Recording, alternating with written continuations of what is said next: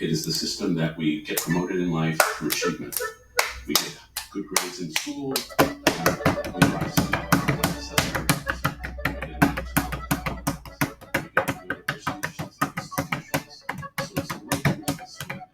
in some sense, the great struggle in my life is how do you live in that world and still be a decent person? Because the meritocracy contains lies that are soul destroying for people in years. The first lie is that career success can make you happy, and you should strive for it. That's not true. The second lie is that you can make yourself happy, and that's the lie of self-sufficiency. That if only I get better at yoga, lose 15 pounds, get better at my job, then I'll be happy. But if you talk to people at the end of their lives, about the time when they were most wonderful, it's not when they were self-sufficient. It was when they were utterly dependent on other people. And so it's the opposite of self-sufficiency. But the meritocracy doesn't tell us that. And the big lie of the meritocracy, which we pretend not to tell each other, but we do with our actions, is that people who achieve more career success are worth more than other people. And if you want to rip apart your society, that's a very good lie to spread into it. And by who we pay attention to, by who we honor, we have this logic that the big successful people are worth more. And that creates resentments, that creates pride, that creates deep inequality, and it's an insult to the basic equality of all human beings. To me, the effect on the meritocracy on me was makes you streamlined. Like, I'm not going to develop messy relationships because I'm on the move. It made me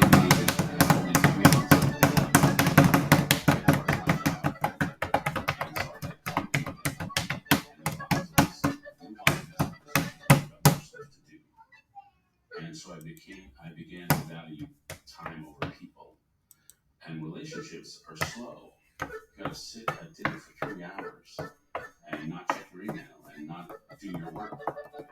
And so I had this productivity problem that I still struggle with, where I've got to do my job, and therefore I can't linger with you. And therefore, if you're a friend going through a hard time, I can't stop everything to be with you because the demands of the workplace seem so pressing. And that's a section that I think a lot of us fall into, and I certainly still struggle with that today. I wouldn't want to say too, though, you got 3 kids and you wanted to send them to college, you have to be somewhat successful. Right. Yeah, and I don't renounce the meritocracy. I think it calls for a great achievement. But it's like capitalism. It only works when you have another moral system to balance against it. So capitalism wants us to work hard, make money, rise, invest, produce. But you have to have a moral thing that goes against that. The logic of capitalism, the logic of meritocracy is direct logic. Input leads to output. Practice makes perfect. Effort leads to reward. But moral logic is inverse logic. It's you have to lose yourself to find yourself. You have to surrender to something greater than yourself to get real power. And so the logic of morality is an inverse logic. And you have to have both those things in your heads at the same time. And life well lived to me is trying to live within that contradiction. So in early 2000s, you were on the Straight Talk Express. Can you talk about that as a communal experience? When I first got my job as a columnist, an older columnist named Robert Novak gave me a good piece of advice, which was interview 3 politicians every day. And in those days, I did it. And the problem was most politicians didn't have much of an inner voice. Then I met this guy, John McCain, and McCain had an inner voice. McCain, you could ask him any question and he would actually tell you what he thought.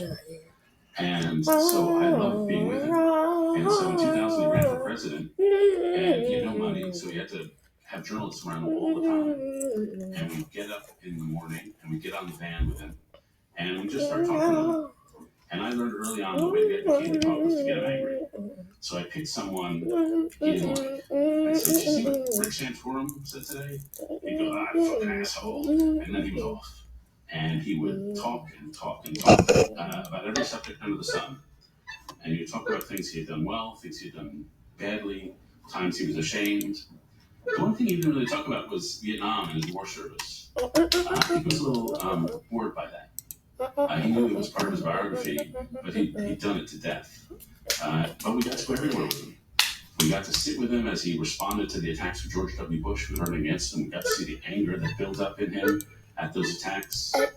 We got to, he once took me to Antoine's, this restaurant in New Orleans, and we had like a 35,000-gallon meal, and mine was with whiskey. I knew at the end they poured off this coffee with brandy in it, it was flaming, and we were drinking this flaming brandy and coffee, and I remember asking the waiter, "Is it decaf?"